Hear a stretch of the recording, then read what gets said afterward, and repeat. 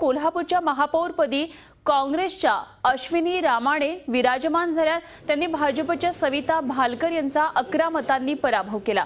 रामाणे यांना 44 तर भालकर यांना 33 मतं पडली।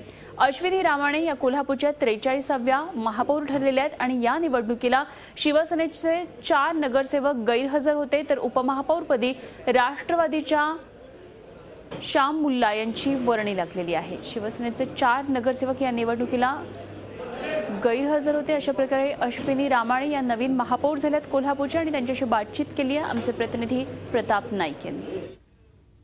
कोल्हापूर महानगरपालिकेच्या महापौरपदी काँग्रेसचे अश्विनी रामाणे यांची निवड झालेली आहे। वणी मला सांगा की गेल्या अनेक दिवसापासून तर्कवितर्क सुरू होते, महापौर कोणाचा होणार।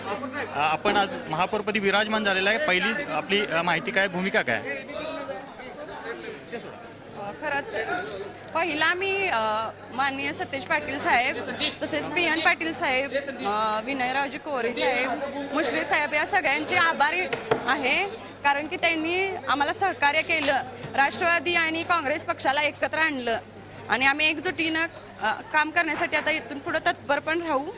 सगळ्यांनी एकजुटीनं जसं आता दाखवले एकजूट, तशीच या महानगरपालिकेत 5 वर्ष आम्ही एकजुटीनं राहू। तसेच विरोधी पक्ष शिवसेना यांना पण आमच्यात नक्की हे करून घेईन। कोल्हापूरच्या विकासाच्या दृष्टीने कोणकोणते महत्त्वाचे मुद्दे तुम्हाला वाटतात? कोल्हापूरच्या दृष्टीनं पहिला म्हणजे कोल्हापूरवासियांचा मेन प्रश्न आहे तो टोलमुक्ती। अनेक लोक टोलमुक्तीसाठी अनेक आंदोलने झाली, तरी पण काही त्याचा पाठपुरावा झाला नाही। तर माझ्या वतीने मी सगळ्या नगरसेवकांना घेऊन टोलमुक्तीसाठी रस्त्यावर उतरीन। महानगरपालिकेत विकासाचं राजकारण करेन, गटातटाचं राजकारण नाही किंवा पक्षीय राजकारण करणार नाही, त्याच्यामुळं सगळ्या पक्षांनी सहकार्य करावं, आम्ही विकासाची गंगा आणू, अशा प्रकारचा आशावाद नूतन महापौरांनी व्यक्त केलेला आहे।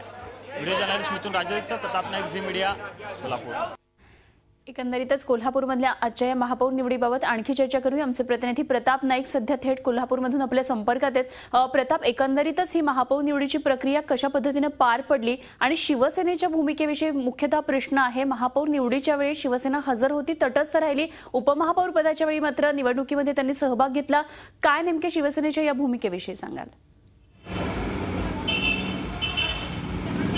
आपण बघतो की कोल्हापूर महानगरपालिकेच्या एकूण ह्या सगळ्या राजकारणामध्ये निकाल लागल्यापासून हे चर्चा सुरू होती की कोणाचा महापौर होणार। लॉजिकली हे पॉसिबल होतं की राष्ट्रवादी आणि काँग्रेस सत्तेत आल्यानंतर त्यांच्याकडे 42चा आकडा त्यांच्यापर्यंत पोहोचतोय किंवा 42 आकडा त्यांच्यापर्यंत पोहोचलेला होता। फक्त 2 जे अपक्ष उमेदवार आहेत त्यांनी सुद्धा त्यांना मदत केलेली होती, त्याच्यामुळे 44 जे नगरसेवक आहेत त्यांच्याकडे होते, त्यामुळे महापौर आणि उपमहापौर होणारे त्यांच्या बाबतीत स्पष्ट होतं। असं असताना सुद्धा भाजपचे जे ज्येष्ठ नेते आहेत किंवा सहकार मंत्री आहेत राज्याचे, चंद्रकांतदादा पाटील यांनी आम्ही चमत्कार घडवू असं म्हणून गेल्या 8 दिवसापासून कोल्हापूर महानगरपालिकेतल्या राजकारणाला एक वेगळं स्वरूप देण्याचा प्रयत्न केला, पण आज त्याला पूर्णविराम मिळालेला आहे। राष्ट्रवादी आणि काँग्रेस एकत्र येत जवळपास 44 विरुद्ध 33 असं हे सगळं आपल्याला बलाबल पाहायला मिळालं आणि त्यानुसार कोल्हापूर महानगरपालिकेच्या महापौरपदी अश्विनी रामाणे यांची 44 मतांनी विजय झालेला आहे, म्हणजे 11 मतांनी त्या पुढं होत्या भाजपच्या उमेदवाराच्या पुढं। त्यामुळं एकूणच बघतो की जे तर्कवितर्क लावले जात होते त्याला फुलस्टॉप मिळालेला आहे। कोल्हापूर महानगरपालिकेत विकासाचं काम करू असं म्हणत राष्ट्रवादीने भाजपनं एकत्र येण्याचा प्रयत्न केला, पण सुरुवातीच्या टप्प्यामध्ये भाजपला राष्ट्रवादीने मदत करण्याची भूमिका घेतली होती, तशी सकारात्मक चर्चा सुद्धा होती आणि त्याचमुळं भाजपचे नेते चंद्रकांत पाटील हे वारंवार म्हणत होते की आम्ही चमत्कार घडवू, पण असं आज कोल्हापूर महानगरपालिकेत पाहायला मिळालं नाही। शिवसेनेच्या उमेदवाराच्या बाबतीत किंवा शिवसेनेच्या नगरसेवकांच्या बाबतीत आपण पाहायला गेलो तर 4 नगरसेवक त्यांचे होते। 4ही नगरसेवक कोल्हापूर महानगरपालिकेच्या महापौरपदाच्या निवडणुकीत साठी किंवा मतदानासाठी हजर राहिले नाहीत, उपमहापौर पदासाठी ते हजर राहिलेत पण तटस्थ भूमिका घेतली।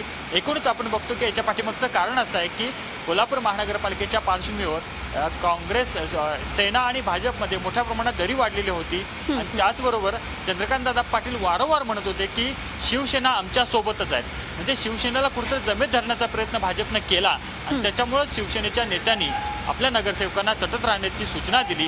असंच एकूण आज कोल्हापूर महानगरपालिकेत वातावरण पाहायला मिळालं। झी 24 तास रहा एक पाऊल पुढे।